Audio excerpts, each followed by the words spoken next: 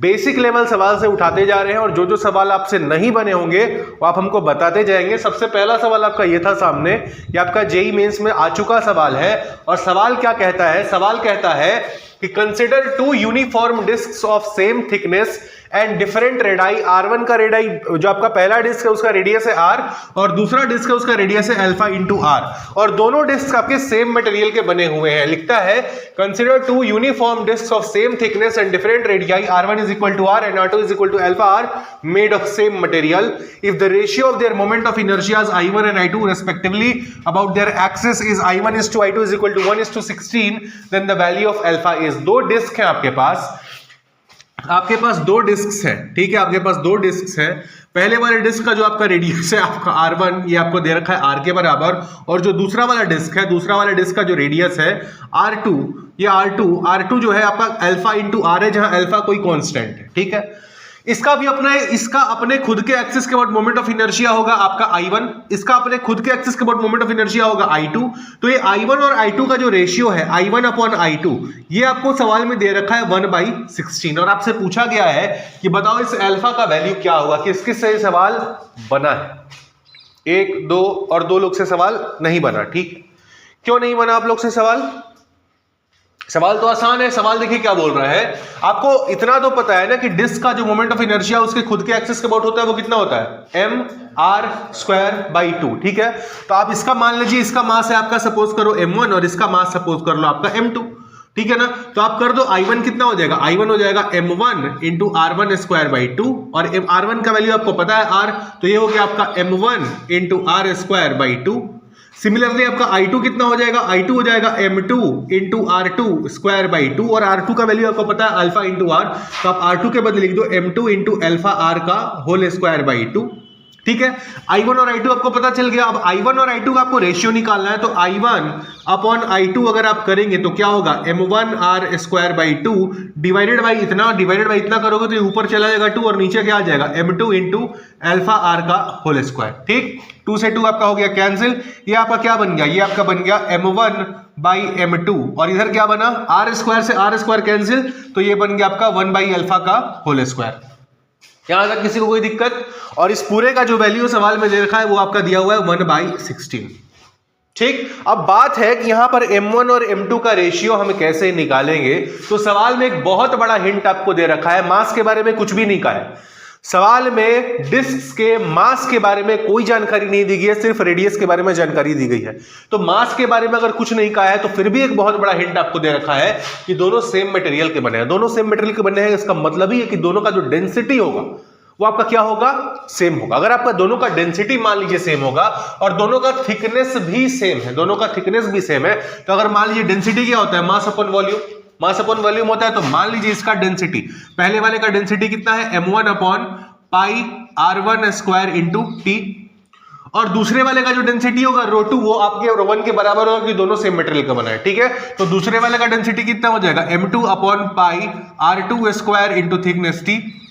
पाई से पाई हो गया आपका कैंसिल, थिकनेस से थिकनेस कैंसिल क्योंकि दोनों आपका सेम थिकनेस का बना हुआ है। तो ये आपका क्या बन गया m1 upon m2 is equal to R1 upon R2 का होल²। R1 का वैल्यू आपको सवाल में दे रखा है कितना R और R2 का वैल्यू आपको दे रखा है अल्फा R, ठीक है। R1 R upon alpha R का होल², R से R कैंसिल, तो ये बन गया कितना 1/अल्फा का होल²। तो m1/m2 का वैल्यू आपने निकाल लिया कितना 1/अल्फा का होल²। तो आप यहां पर जो आपका m1/अल्फा का होल² इसका वैल्यू पुट कर दो, m1/m2 है ना यहां पर और पहले से आपका 1/अल्फा का होल² था, फिर आपने m1/m2 का वैल्यू निकाला, ये भी आपका कितना है 1/अल्फा का होल²। तो यहां पर आप पुट कर दीजिए, तो 1/अल्फा का होल² इंटू 1/अल्फा जो आपका पहले से था 1/अल्फा का होल² इज इक्वल टू क्या 1/16। ये कितना बन गया, ये बन गया आपका 1/अल्फा to the power 4 is equal to 1/16। यहां से आपका क्या आया alpha to the power 4 is equal to 16 और 16 को आप क्या लिख सकते हैं 2 का पावर 4। तो यहां से आपका अल्फा कितना आ गया, अल्फा का वैल्यू आपका आ गया 2। किसी को कोई दिक्कत आया? ये सबका आंसर ये कितना आया था 4 कैसे आ गया था आपका? अच्छा, मास दोनों का सेम लेकर के काट दिए थे। ऐसा तो गलती बिल्कुल नहीं करना। और आपको पिछली बार जो हम लोग न्यूमेरिकल सॉल्व किए तो उसमें हम आपको बताए थे, अगर सवाल में जब तक मास सेम ना दिया हो आप मास को सेम मत लीजिए। ध्यान से देखिए, मास के बारे में अगर कुछ नहीं कहा है तो डेंसिटी के बारे में जरूर कुछ हिंट आपको दिया होगा। या तो सवाल में डायरेक्टली लिख देगा कि दोनों का डेंसिटी सेम है, और या तो आपको ये लिख देगा कि दोनों सेम मटेरियल के बने। सेम मटेरियल बोलने का मतलब कि आपका उसका डेंसिटी जो है वो आपका सेम होगा। तो आपने डेंसिटी को इक्वेट किया और डेंसिटी से आप मास का रेशियो लेकर के आ गए। आया बात समझ में? लिखिए इसको।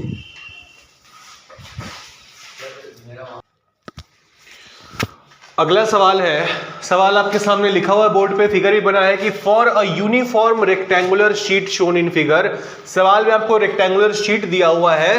The ratio of moment of inertia about the axis perpendicular to the sheet and passing through O and O dashes. मतलब आपका एक बार आपको मोमेंट ऑफ इनर्शिया निकालना है इस एक्सिस के अबाउट जो इस शीट के परपेंडिकुलर है और ओ से पास कर रहा है, और दूसरी बार आपको मोमेंट ऑफ इनर्शिया निकालना है इस ओ डैश के अबाउट जो इस शीट के परपेंडिकुलर ओ डैश से पास कर रहा है, और इसके अबाउट और इसके अबाउट जो आप मोमेंट ऑफ इनर्शिया निकालेंगे आई ओ और आई ओ डैश, दोनों का आपको रेशियो निकाल करके बताना है कि कितना होगा। बना है सवाल सब? इस रेक्टेंगुलर शीट का मोमेंट ऑफ इनर्शिया पहले मेरे को निकालना है ओ के अबाउट, फिर निकालना है ओ डैश के अबाउट। तो ओ के अबाउट निकालने के लिए हम क्या करेंगे, पहले आपका यहां पर जो एक्स एक्सिस है, मान लीजिए ये आपका एक एक्सिस है, पहले इस एक्सिस के अबाउट हम निकाल लेंगे। मान लो हम इसको बोल रहे हैं एक्स और एक्स। उसके बाद हम क्या करेंगे, इस जो वर्टिकल एक्सिस जो से पास कर रहा है, मान लेते हैं हम इसको बोल रहे हैं वाई और वाई, इसके अबाउट मोमेंट ऑफ इनर्शिया निकालेंगे। उसके बाद परपेंडिकुलर एक्सिस थ्योरम लगा करके हम क्या करेंगे, I Z is equal to I X plus I Y लगा करके हम क्या करेंगे, यहां पर ओ के अबाउट निकाल लेंगे। जब ओ के अबाउट मेरा मोमेंट ऑफ इनर्शिया निकल जाएगा, फिर पैरेलल एक्सिस थ्योरम लगा करके हम ओ डैश के अबाउट निकाल लेंगे। निकाल सकते हैं कि नहीं निकाल सकते हैं? तो सबसे पहले हम क्या करेंगे कि इस जो आपका ये वाला एक्सिस है, इसको हम आई एक्स एक्स बोल रहे हैं, इसके अबाउट हम निकालने जा रहे हैं। तो इसके अबाउट क्या होगा, हमने पढ़ा है रेक्टेंगुलर शीट का मोमेंट ऑफ इनर्शिया कैसा होता है, एम एल स्क्वायर बाई 12 होता है। तो आपका मास हो गया, इसका मास इसका मान लेते हैं एम है, और ये जो आपका लेंथ है, ये जो आपका लेंथ है एक्स एक्स एक्स एक्स जो आपका एक्सिस है वो इसके 80 सेंटीमीटर के परपेंडिकुलर है। तो यहाँ पर लेंथ हम कितना लेंगे 80, तो ये हो गया आपका m इंटू 80 का होल स्क्वायर बाई 12, ठीक। और आई वाई वाई क्या हो जाएगा, आई वाई वाई हो जाएगा, ये जो आपका वाई वाई एक्सिस है ये 60 के परपेंडिकुलर है, तो इसके अबाउट क्या हो जाएगा आपका m इंटू 60 का होल स्क्वायर बाई 12। तो आपका आई ओ जो होगा, आई ओ मतलब क्या, वो एक्सिस जो इस प्लेन के परपेंडिकुलर है और ओ से पास कर रहा है, ठीक है। ये क्या हो जाएगा, ये हो जाएगा आपका आई x x plus I Y Y होगा। कर दीजिए दोनों को ऐड, तो m बाई 12 इंटू 80 का square plus m by 12 into 60 का स्क्वायर। m बाई 12 को कॉमन ले लो, m बाई 12 को कॉमन लोगे तो कितना हो जाएगा 80 का स्क्वायर प्लस 60 का स्क्वायर, और 80 का स्क्वायर प्लस 60 का स्क्वायर मतलब क्या, m बाई 12 इंटू 100 का स्क्वायर। आईओ आ गया। अगर आपका आईओ आ गया तो अब क्या अगला स्टेप है आपका आईओ डैश निकालना। और आईओ डैश आप कैसे निकालेंगे, आईओ डैश निकालने के लिए आप पैरेलल एक्सिस थ्योरम लगाएंगे, IO plus total mass of the rectangle into इस एक्सिस और यहां के बीच में आपका दूरी कितना है। कैसे निकालेंगे ये दूरी, यहां से यहां तक का दूरी 30 और यहां से यहां तक का दूरी 40, तो ये कितना हो गया आपका पाइथागोरस थ्योरम से 50। तो m इंटू 50 का होल स्क्वायर, ठीक। कर दो, कितना हो जाएगा ये आपका m बाई 12 इंटू 100 का स्क्वायर इंटू 100 का स्क्वायर प्लस m इंटू 50 का प्लस m इंटू 50 का स्क्वायर, ठीक। इसको जब आप सॉल्व करेंगे तो कितना होगा, ये हो जाएगा आपका, आप इसको लिख सकते हैं, इस 50 को आप लिख सकते हैं, इस 50 को आप लिख सकते हैं 100 बाई 2 का होल स्क्वायर लिख सकते हैं। तो ये आपका क्या बन जाएगा, ये आपका बन गया, ये आपका 2 को आप बाहर निकाल लो, 2 को आप बाहर निकालोगे तो ये क्या बन जाएगा m बाई 4 बन जाएगा। अब देखो आप 100 स्क्वायर को कॉमन ले लो, 100 स्क्वायर को कॉमन लिए तो ये कितना बन गया m by 12 plus m by 4।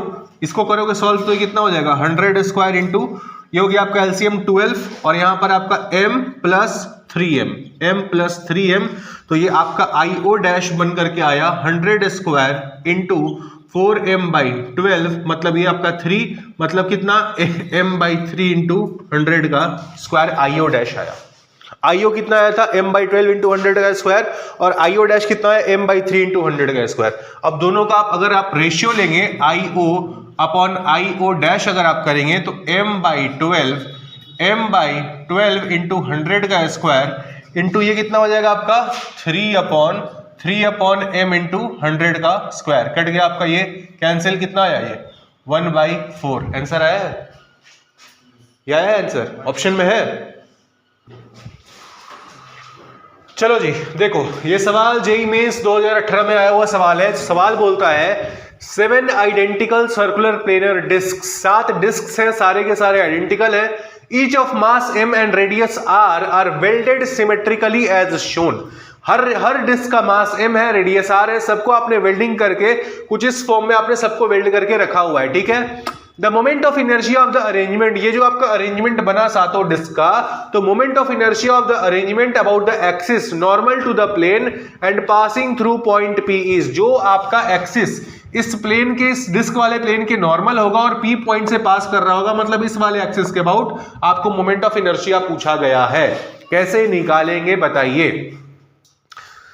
सबसे पहले क्या करेंगे कि सारे डिस्क का, देखो हर डिस्क का मोमेंट ऑफ इनर्शिया उसके एक्सिस के अबाउट आपको पता है कितना, mr²/2, इसके अबाउट भी mr²/2, इसके अबाउट mr²/2, हर डिस्क का moment of inertia about its own axis आपको पता है mr²/2। सबसे पहले क्या करिए, सारे डिस्क का, इस पूरे फिगर का, पूरा जो फिगर है आपका, सातों डिस्क का जो फिगर है, उसका सेंटर ऑफ मास यहां पर होगा। पूरे फिगर का सेंटर ऑफ मास यहां पर है, तो आप क्या करिए, सबका moment of inertia centre of mass के अबाउट सबसे पहले निकाल लो। Moment of inertia about an axis passing through the centre of mass and perpendicular to the plane of the discs. पहले आप इसके बारे में, आप इसके अबाउट निकाल लिए। अब आपको सेंटर ऑफ मास के अबाउट अगर पता है और यहां पर आपसे पूछा जा रहा है, तो आप पैरेलल एक्सिस थ्योरम लगा करके यहां का निकाल लोगे। सेंटर ऑफ मास का पता है और इन दोनों के बीच का आपको डिस्टेंस पता चली जाएगा, तो आप पैरेलल एक्सिस थ्योरम लगा करके निकाल लो। तो हम सबसे पहले क्या करने जा रहे हैं, हर डिस्क का मोमेंट ऑफ इनर्शिया इसके अबाउट निकालने जा रहे हैं। तो इसका, इस वाले डिस्क का, जो आपका डिस्क सेंटर पे है, इसका तो मोमेंट ऑफ इनर्शिया क्या हो जाएगा, mr²/2 ही हो जाएगा। प्लस ये जो डिस्क है, एक का एग्जांपल से समझ में आएगा, इस वाले डिस्क का अपने एक्सिस के अबाउट कितना है, mr²/2 plus plus plus plus इस डिस्क का, इस यहां पर इस एक्सिस और इस एक्सिस के बीच में डिस्टेंस कितना है, r+r मतलब 2r। तो कितना हो जाएगा, m इंटू 2r का whole square, m into 2r का होल स्क्वायर। ये हुआ एक डिस्क के लिए। ऐसा और कितना डिस्क है, 1 2 3 4 5 6, टोटल ऐसे कितने डिस्क है, 6 डिस्क। तो आपने क्या किया, यहां पर 6 से मल्टीप्लाई कर दिया, तो आपको पूरे फिगर का moment of inertia about the centre of मास पता चल गया। किसी को डाउट है इस इक्वेशन में तो पूछ लो यहीं पर, नहीं तो आगे समझ में नहीं आएगा। किसी को डाउट नहीं है। हमने क्या किया, ये जो आपका mr²/2 लिखा है, ये इस डिस्क का मोमेंट ऑफ इनर्शिया लिखा है, ठीक। बाकी क्या किया, बाकी हर डिस्क का मोमेंट ऑफ इनर्शिया अपने एक्सिस के अबाउट है mr²/2। फिर हमने पैरेलल एक्सिस थ्योरम लगा करके इसके अबाउट निकाल दिया। डिस्क का मास m इंटू इस एक्सिस और इस एक्सिस के बीच में दूरी कितना, 2r का होल स्क्वायर। और ऐसे ऐसे कितने डिस्क हैं, 6 डिस्क है, तो यहाँ पर 6 से मल्टीप्लाई कर दिया। अब निकाल लो, इसको सॉल्व कर लो, कितना आएगा सेंटर ऑफ मास के अबाउट। तो ये हो जाएगा आपका mr²/2, ये हो गया आपका प्लस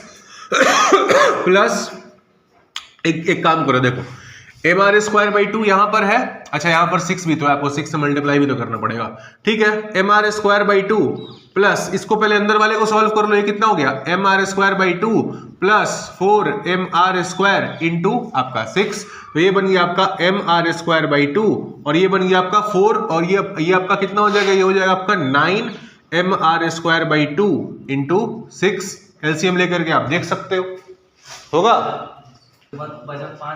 ऐसे कितने डिस्क है, 1 2 3 4 5 6, तो टोटल में 6।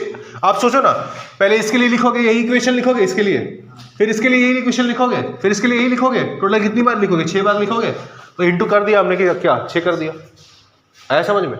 अब क्या करो, इसको सॉल्व करो, ये आपका क्या हो जाएगा, आपका यहाँ पर प्लस साइन है, ये आपका कट करके यहाँ पर 3 आया, तो आपका आई सेंटर ऑफ मास आ गया mr²/2 प्लस 27mr²। इसको एलसीएम लेकर के सॉल्व कीजिए, कितना हो जाएगा ये, तो ये आपका 54 और ये आपका 55mr²/2, ये हो गया आपका सेंटर ऑफ मास। मतलब इस पूरे फिगर का जो सेंटर ऑफ मास है, ओ से जो ओ पर जो लाई कर रहा है, उसके अबाउट जो एक्सिस पास कर रहा होगा, उसका आपने मोमेंट ऑफ इनर्शिया निकाल लिया।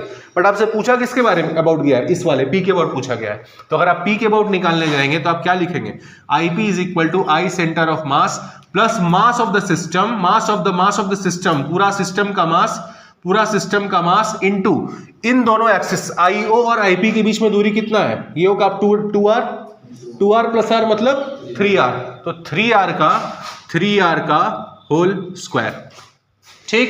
अब देखो आईपी आपका क्या हो जाएगा, I centre of mass 55 mr square by 2, 55 mr square by 2 plus total system का मास कितना है, 7 डिस्क है यहाँ पर और हर डिस्क का मास है m, तो पूरे सिस्टम का मास हो गया 7m। ठीक है, तो ये हो गया आपका 7m इंटू 3r का होल स्क्वायर मतलब क्या 9r स्क्वायर। ठीक, तो आईपी यहां से आपका कितना आ गया 55 mr square by 2 plus 63 mr square, LCM लीजिए कितना होगा ये 255 mr स्क्वायर प्लस ये हो गया आपका 126 mr स्क्वायर आईपी। तो आपका आईपी फाइनली कितना आया 55 65 7 181 mr स्क्वायर बाई 2। ऑप्शन है, आ गया आंसर। किसी को डाउट है कहीं पर?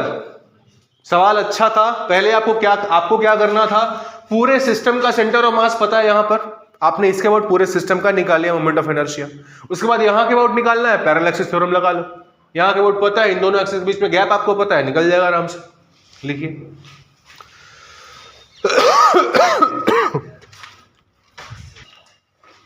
चलो जी, देखो ये सवाल जेईई मेंस 2024 का आया वो सवाल है। ठीक है, क्या बोलता है, consider a disc of mass 5 kg, radius 2 metre, rotating with angular velocity of 10 radian per second about an axis perpendicular to the plane of rotation. मतलब आपके पास एक डिस्क है आपके पास, इस डिस्क का मास कितना है आपको पता, मास इसका आपको पता है 5 kg, इसका रेडियस आपको पता है कितना है 2 मीटर, और ओमेगा इसका एंगुलर वेलोसिटी आपको पता है कितना 10 रेडियन पर सेकेंड। ठीक है, किस एक्सिस का रोटेट कर रहा है, तो about an axis perpendicular to the plane of rotation.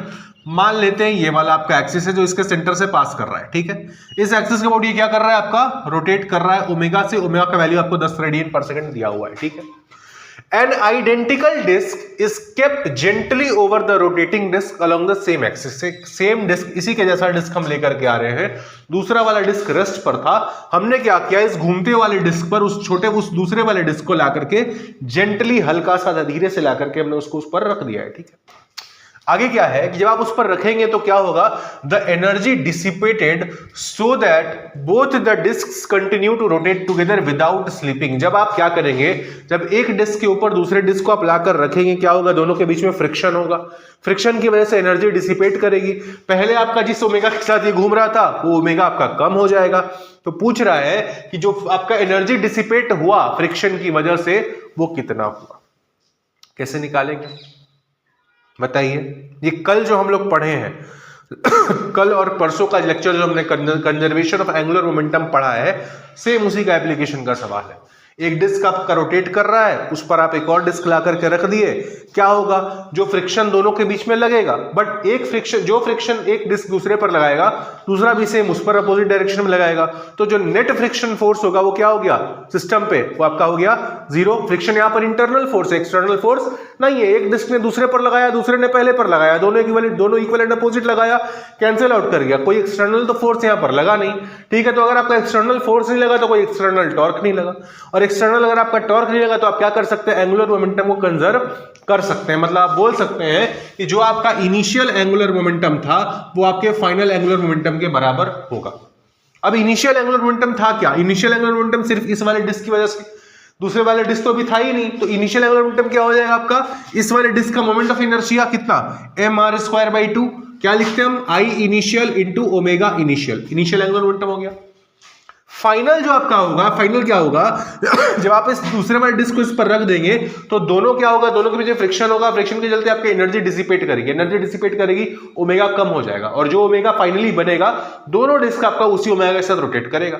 तो फाइनल स्टेट जब आ चुका है, जब डिसिपेशन हो चुकी है, जब उसका एंगुलर वेलोसिटी घट चुका है, तब मान लेते उसका जो फाइनल एंगुलर वेलोसिटी आपका omega into F.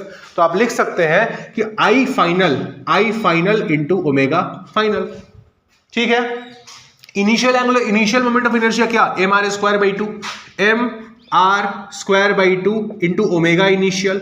Final moment of inertia क्या, दो डिस्क है अब आपके, पहले एक डिस्क था, अब आपके दो डिस्क रोटेट कर रहे हैं, तो आप क्या लिखिएगा, mr square by 2 into omega final लिखोगे। अब देखो mr स्क्वायर बाई 2 से आपका mr स्क्वायर बाई 2 क्या हो गया, कट गया, तो यहां से आपका क्या आया, omega final is equal to omega initial upon 2 आया। तो आपका ओमेगा इनिशियल है कितना, ओमेगा इनिशियल है आपका 10 रेडियन पर सेकेंड, तो आपका ओमेगा फाइनल कितना आ गया, आपका ओमेगा फाइनल आ गया आपका 5 रेडियन पर सेकेंड। अब आपसे पूछा ये नहीं, आपसे ओमेगा फाइनल नहीं पूछा है, आपसे क्या पूछा है, आपसे पूछा है एनर्जी कितनी डिसिपेट हुई। तो इनिशियल जब ये सिंगल रोटेट कर रहा था तो इसके पास काइनेटिक एनर्जी इनिशियल कितनी थी, हाफ आई इंटू ओमेगा आई का स्क्वायर। इनिशियल काइनेटिक एनर्जी कितना हो जाएगा, ये हाफ आई कितना है आपका 5 into R square by 2 into omega initial मतलब 10 का स्क्वायर, ठीक। फाइनल काइनेटिक एनर्जी क्या हो जाएगी, काइनेटिक एनर्जी फाइनल हो जाएगी half into I final into omega final का होल स्क्वायर। कितना हो जाएगा ये, half M R square by 2, M R square by 2 मतलब 5 इंटू आर स्क्वायर बाई 2, और कितना इंटू इसको 2 करना पड़ेगा क्योंकि अब 2 डिस्क है, ठीक है। तो ये हो गया आपका I final into omega final मतलब 5 का होल स्क्वायर। दोनों में से kinetic energy initial find out कर लो, kinetic energy final find out कर लो, और आपका इनिशियल काइनेटिक एनर्जी ज्यादा थी, फाइनल काइनेटिक एनर्जी कम थी, जो कम हुआ वही क्या हुआ, एनर्जी आपका डिसिपेट हो गया। निकालो कितना होगा ये आपका कट गया पूरा, आपका 100 इंटू 5 कितना 500 जूल्स, और यहां पर आपका काइनेटिक एनर्जी फाइनल कितना हो गया, काइनेटिक एनर्जी फाइनल हो गया आपका 2 से 2 आपका ये कट गया पूरा, और 5 इंटू 25 125 इंटू 2 मतलब 250 जूल्स। तो आपका एनर्जी डिसिपेटेड कितना हो गया, एनर्जी डिसिपेटेड हो गया आपका kinetic energy initial minus kinetic energy final मतलब कि 500 माइनस 250 दैट इज 250 जूल्स। आया समझ में, क्या करना था, कंजर्वेशन ऑफ एंगुलर मोमेंटम लगाना था, फाइनल एंगुलर वेलोसिटी निकालनी थी, उसके बाद आपको इनिशियल काइनेटिक एनर्जी और फाइनल काइनेटिक एनर्जी निकाल करके दोनों का डिफरेंस निकालना था, और दोनों का जो डिफरेंस आएगा वही आपको क्या देगा, एनर्जी डिसिपेटेड देगा। चलिए देखिए अब सवाल है जेईई मेंस 2024 में वो सवाल है, सवाल कहता है कि a hollow sphere is rolling on a plane surface about its axis of symmetry. The ratio of rotational kinetic energy to its total kinetic energy is x upon 5. The value of x is मतलब कि आपके पास एक hollow sphere है, ठीक है, आपके पास एक hollow sphere है, और ये जो हॉलो स्फीयर है ये आपका एक प्लेन सरफेस पर ये क्या कर रहा है, आपका रोल कर रहा है, ठीक। किस एक्सिस के अबाउट रोल कर रहा है, तो भाई ये आपका जो इसका एक्सिस ऑफ सिमेट्री है, इस एक्सिस के अबाउट ये क्या कर रहा है, रोल करते हुए आगे बढ़ रहा है। आपसे पूछा गया है ratio of rotational kinetic energy to its total kinetic energy x/5। किस को ये सवाल समझ में नहीं आया, ऑनेस्टली बताइए, किस को सवाल समझ में ही नहीं आया कि क्या पूछ रहा है, रोटेशनल काइनेटिक एनर्जी और टोटल काइनेटिक एनर्जी। सवाल बहुत आसान है, बट क्योंकि हम लोग रोलिंग मोशन पे ज्यादा सवाल किए नहीं है, इसलिए हो सकता है आपको समझने में दिक्कत आ रही हो। ऐसा है क्या, नहीं है, सबको समझ में आ गया, ठीक है, अच्छी बात। तो कैसे बनाएंगे इस सवाल को, देखो सवाल में दिया हुआ है कि आपका ये जो स्फीयर है, हॉलो स्फीयर, ये रोल कर रहा है। परफेक्ट रोलिंग के केस में कंडीशन क्या होती है, what is the condition for perfect rolling, कौन बताएगा। आर ओमेगा और ये वेलोसिटी आ जाएगा, जो ट्रांसलेशन वेलोसिटी को equal v is equal to R omega, यही तो होता है भाई रोलिंग में। क्या होता है रोलिंग में आपका जो इस वाले पॉइंट का जो आपका जो पॉइंट ऑफ कांटेक्ट है, इसका नेट वेलोसिटी क्या होता है, जीरो हो जाता है। क्यों जीरो हो जाता है, क्योंकि आपका जो ट्रांसलेशनल वेलोसिटी v आगे की तरफ होता है, वो आर ओमेगा जो टेंजेंशियल वेलोसिटी आर ओमेगा होता है, दोनों आपस में बराबर हो जाते हैं। तो रोलिंग का कंडीशन ही है कि आपका v जो होना चाहिए वो क्या होना चाहिए, आर ओमेगा के बराबर होना चाहिए, ठीक। आपको क्या निकालना है, काइनेटिक एनर्जी में आपको खेलना है। तो आपको पता है कि ये जो आपका डिस्क है, जो रोलिंग मोशन है, इसको हम क्या कर सकते हैं, इसको दो मोशन को हम अलग अलग करके पढ़ सकते हैं। एक क्या कर सकते हैं हम, इसका ट्रांसलेशनल मोशन प्लस क्या, इसका रोटेशनल मोशन, ठीक है। ये आपका इसका मान लो ट्रांसलेशनल मोशन है, ये आपका इसका ट्रांसलेशनल है, और ये इसका क्या है, रोटेशनल है, ठीक है जी, रोटेशनल है। अब देखो ट्रांसलेशनल काइनेटिक एनर्जी कितनी होगी, half M V square translational kinetic energy, और रोटेशनल काइनेटिक एनर्जी क्या हो जाएगी, हाफ आई ओमेगा स्क्वायर, होगा। अब देखो आपसे पूछा क्या गया है सवाल में कि half I omega square divided by total kinetic energy, ratio of rotational kinetic energy to total kinetic energy, मतलब half M V square plus half I omega square, ये रेशियो आपसे सवाल में पूछा जा रहा है। ठीक, ये आपका क्या है, होलोस्फेयर। होलोस्फेयर का मोमेंट ऑफ इनर्शिया क्या होता है विप्लव? 2/3 mr स्क्वायर। आई आपको पता है कितना है, आई आपका है, आई है 2/3 mr स्क्वायर। तो लिखो यहां पर इसका जो काइनेटिक एनर्जी रोटेशनल होगा, काइनेटिक एनर्जी रोटेशनल वो कितना होगा, half into 2/3 mr square into omega square, into omega square होगी आपका काइनेटिक एनर्जी रोटेशनल। जो काइनेटिक एनर्जी ट्रांसलेशनल होगा, काइनेटिक एनर्जी ट्रांसलेशनल, ये क्या होगा, half M V square, M के बदले आप लिख दो यहां पर एम, और आपका वी स्क्वायर, वी के बदले हम लिखने जा रहे हैं आर इंटू ओमेगा, वी के बदले हम क्या लिख सकते हैं, आर इंटू ओमेगा। तो ये हो गया आपका आर इंटू ओमेगा का होल स्क्वायर, तो ये कितना हो गया आपका half M R square omega square. ठीक है, और ये कितना हो गया, ये हो गया आपका, ये हो गया 1/3 M R square omega square.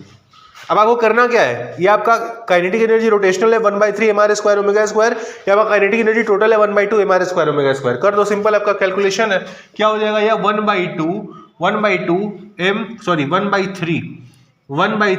mr square omega square हमने लिखा काइनेटिक एनर्जी रोटेशनल, और इसको डिवाइड कर दिया किससे, 1/3 mr square omega square, plus इसमें टोटल काइनेटिक एनर्जी निकालने के लिए क्या किया, काइनेटिक एनर्जी रोटेशनल को काइनेटिक एनर्जी ट्रांसलेशनल में ऐड कर दिया, तो 1/2 mr स्क्वायर ओमेगा स्क्वायर। अब mr स्क्वायर ओमेगा स्क्वायर क्या हो जाएगा, पूरी तरह से हर जगह से कैंसिल हो जाएगा।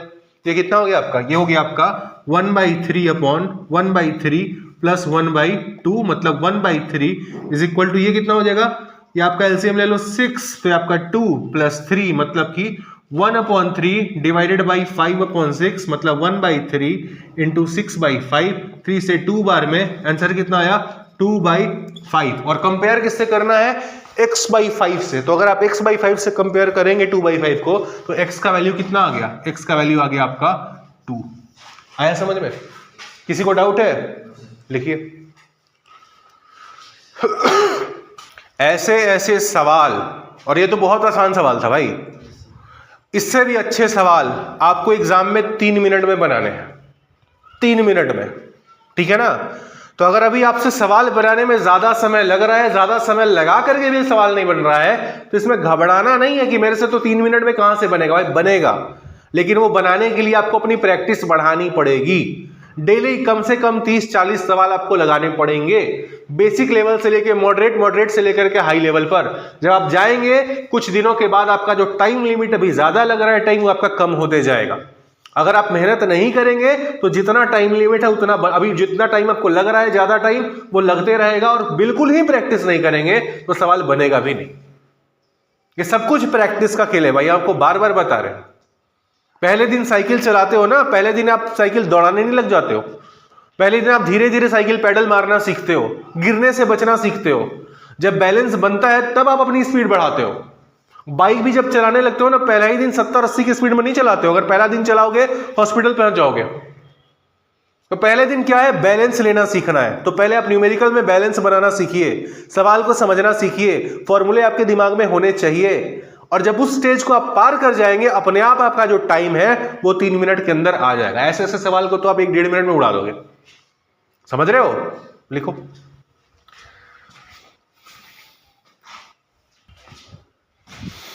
चलिए देखिए, ये जेईई मेंस 2025 का आया हुआ सवाल है, मतलब इसी साल ये सवाल पूछा गया था। और सवाल क्या है, rolling on an inclined plane का सवाल है, ठीक है। क्या बोलता है, क्या solid sphere of mass m and radius r is allowed to roll without slipping from the highest point of an inclined plane of length l and makes an angle 30 degree with the horizontal. मतलब आपके पास क्या है, एक inclined plane है, एक inclined plane है, ठीक है भाई, इंक्लाइंड प्लेन है। इंक्लाइंड प्लेन का एंगल कितना है, इंक्लाइंड प्लेन का एंगल है आपका 30 डिग्री, और इसका लेंथ कितना है, आपका लेंथ है इसका l।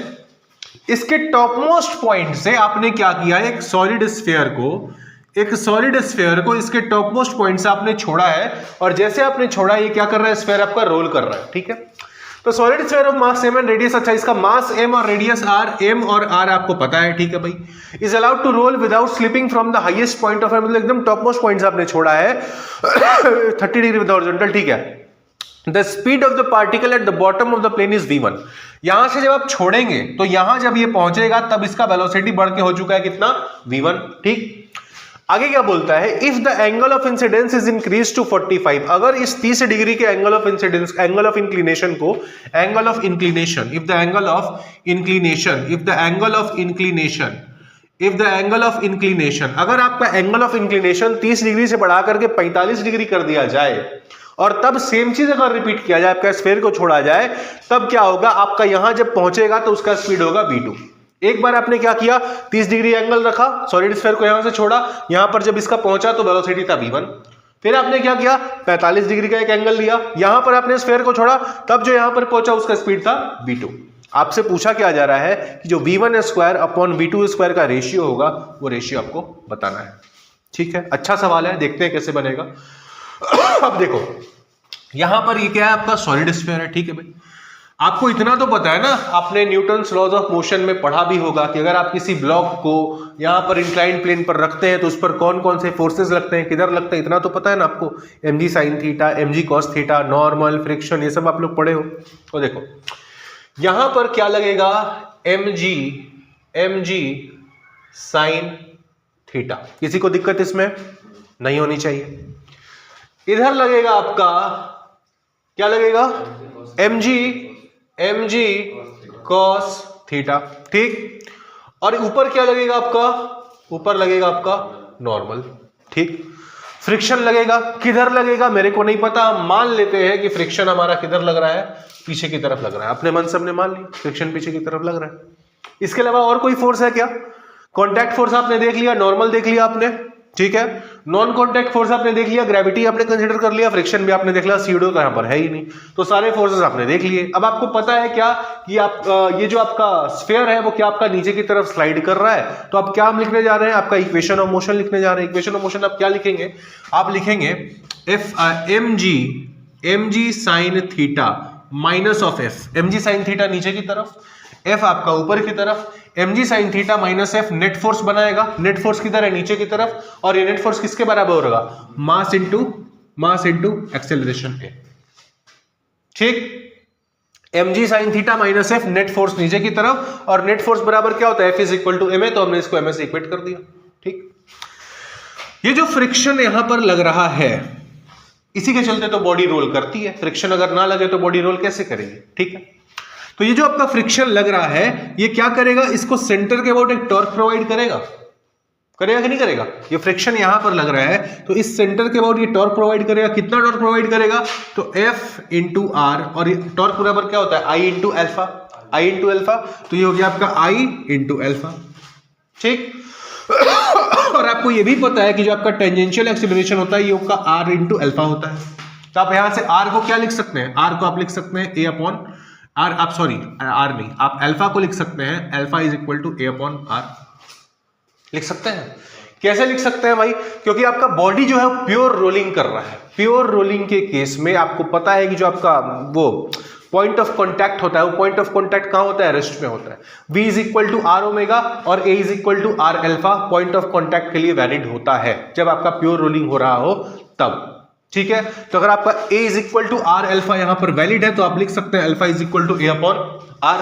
अगर स्लिपिंग हो रहा होता, मान लो आपका रोलिंग नहीं होता, स्लिपिंग हो रहा होता, तो आप a is equal to R alpha नहीं लिखते, बट क्योंकि प्योर रोलिंग हो रहा है मतलब आपका टेंजेंशियल एक्सेलरेशन जो है वो आपका ट्रांसलेशनल एक्सेलरेशन के क्या है, बराबर है, तो आप लिख सकते हैं a इज इक्वल टू क्या, आर इंटू अल्फा, ठीक। तो आप यहां पर क्या करेंगे, अल्फा के बदले आप लिख देंगे a अपॉन आर। तो यहां से आपका फ्रिक्शन F का वैल्यू कितना आ गया, F का वैल्यू आपका आ गया I into A upon R square आया। अब इस F के वैल्यू को आप यहां पर उठा करके डाल सकते हो, डाल दो, क्या हो जाएगा ये mg sine theta minus IA upon R square is equal to m into a, ठीक। इसको आप इधर ले जाइए तो क्या बन जाएगा, ये mg sine theta is equal to acceleration a common ले लो तो क्या बन गया I upon R square plus m। किसी को दिक्कत यहां पर नहीं होनी चाहिए। अब क्या करो, यहां से आप एक्सेलरेशन का वैल्यू निकालो। एक्सेलरेशन कितना आ गया, mg sine theta upon m plus I upon R square. ये हो गया आपका एक्सेलरेशन ए का वैल्यू।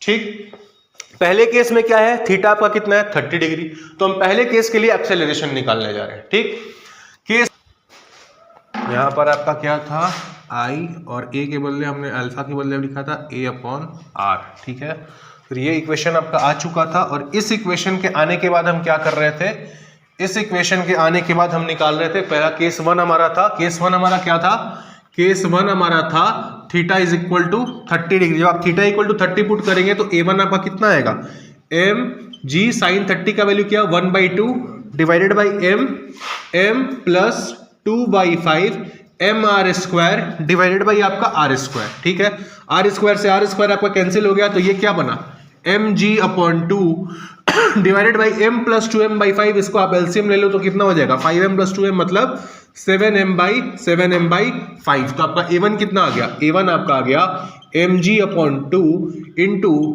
5/7m, m से m कैंसिल, मतलब ये हो गया आपका 5g/14। ये हुआ आपका a1 का वैल्यू। ठीक, a2 का वैल्यू कितना होगा, जब थीटा इक्वल टू 45 आप रखेंगे तो a2 आएगा आपका, a2 is equal to mg into 1/√2। Sine 45 का वैल्यू यहां पर रखेंगे, साइन 45 मतलब 1/√2 और नीचे में तो आपका वही रहेगा m plus 2/5 M R square divided by R square, R square से आर स्क्वायर कैंसिल, तो ये बना देगा आपका mg upon √2 divided by m plus 2m/5, मतलब ये कितना हो गया 7m/5। इसको आप सॉल्व करेंगे तो a2 आपका आ जाएगा mg upon √2 into 5/7m, m से m हो गया कैंसिल, मतलब ये आपका आ गया 5g अपॉन 7√2। a1 और a2 आ गया आपका। अब अगला स्टेप क्या करेंगे भाई, v square v1 square v2 square वाला करेंगे, तो हमारा a1 कितना आ गया, a1 आपका आ गया, a1 है आपका 5g अपॉन 14 और a2 है आपका 5g अपॉन 7√2। अब देखो, आपने a1 निकाल लिया, a2 निकाल लिया, सॉलिड स्फीयर को आप यहां से जब छोड़े थे तो आपका स्फीयर रेस्ट पर था। स्फीयर का आपको इनिशियल वेलोसिटी u पता है 0 है, आपको यहां से लेके यहां तक जब स्फीयर आएगा तो कितना डिस्टेंस ट्रेवल करेगा, l के बराबर डिस्टेंस ट्रेवल करेगा, तो आपको s बराबर l पता है और आपको एक्सेलरेशन a1 और a2 भी पता है। तो अगर आपको v1 निकालना हो तो आप क्या लिखेंगे, v1 square is equal to u1 square plus 2 times of a1 into s के बदले आप क्या लिखेंगे, यहां से यहां तक का दूरी मतलब l। u1 स्क्वायर क्या है आपका 0 हो जाएगा क्योंकि आपका इनिशियल वेलोसिटी 0 थी, तो v1 स्क्वायर बन गया आपका 2 times of a1 into L. इसी तरह आपका v2 स्क्वायर क्या बन जाएगा 2 times of a2 into L, और दोनों का रेशियो आपसे पूछा गया है, जो 2 से 2 कैंसिल, l से आपका l कैंसिल, मतलब v1 square upon v2 square बराबर क्या होगा a1 अपॉन a2। तो a1 अपॉन a2 का वैल्यू निकाल लो तो क्या हो जाएगा, ये 5g/14 divided by 5g/7√2 divided by 5g upon 7√2, मतलब क्या 5g/14 into 7√2 divided by 5g से 5g कैंसिल, 7 से 2 बार में कैंसिल, तो ये आपका कितना आया 1/√2। तो यहां से आपका आंसर आया v1 square by v2 square is equal to 1/√2। आया समझ में? किसी को डाउट है तो पूछ लीजिए। इसमें सवाल अच्छा था और रोलिंग ऑन इंक्लाइन पिन का सवाल था। हाँ, इसमें एक जगह आपको दिक्कत आ सकती थी, हो सकता है कि सर आपने यहां पर जो लिखा है F into R is equal to I into alpha लिखा था, ये है आपका ये जो आपका एक्सेलरेशन है mg sin theta minus f is equal to m into a, ये क्या है आपका, ये ट्रांसलेशनल एक्सेलरेशन है, ये आपका ट्रांसलेशनल मोशन का एक्सेलरेशन है। ठीक है, और यहां I इंटू क्या था, I इंटू अल्फा। अल्फा क्या होता है, एंगुलर एक्सेलरेशन। तो आपने अल्फा के लिए लिखने के लिए आपका टेंजेंशियल एक्सेलरेशन का फॉर्मूला होता है r इंटू अल्फा। तो आपने इस टेंजेंशियल एक्सेलरेशन को a के बराबर कैसे कर दिया, तो क्यों किया है, क्योंकि आपका बॉडी प्योर रोलिंग में है। प्योर रोलिंग में आपको पता है क्या होता है, ट्रांसलेशनल वेलोसिटी क्या हो जाता है, टेंजेंशियल वेलोसिटी के बराबर, और ट्रांसलेशनल एक्सेलरेशन टेंजेंशियल एक्सेलरेशन के बराबर हो जाता है। इसलिए हमने यहां पर क्या किया था कि आपका जो टेंजेंशियल एक्सेलरेशन है उसको ट्रांसलेशनल एक्सेलरेशन a के इक्वेट किया था। तो यहां से आपका अल्फा क्या हो जाएगा, अल्फा का वैल्यू हो जाएगा आपका a अपॉन आर। आया समझ में? और कोई डाउट किसी में, किसी को? लिख लीजिए सॉल्यूशन। सबका हो गया, लिख लिए। आज जितने क्वेश्चंस हम लोग किए सबको समझ में आया? किसी को डाउट कुछ भी नहीं है ना? तो जो सवाल आपसे आज बोर्ड पे जो सवाल हम आपको कराए हैं, जो आपको सवाल समझ में आ गया, सॉल्यूशन आपको समझ में आ गया, आप खुद से जाएंगे घर पर और बिना सॉल्यूशन देखे एक बार प्रैक्टिस करेंगे। और जो रिमेनिंग क्वेश्चंस है आपके पीडीएफ के, परसों जब आप आएंगे तो सारे क्वेश्चंस का सॉल्यूशन बना करके आएंगे, आपका कॉपी हम चेक भी करेंगे, ठीक है? तो जितने सवाल बचे हैं दोनों पीडीएफ के, वो परसों हम लोग डिस्कस करेंगे, ठीक है? कल है आपका 1 जनवरी, कल आप लोग सेलिब्रेट कीजिए न्यू ईयर। मिलते हैं अगले साल में, मतलब 2 दिन के बाद, ठीक? चलिए।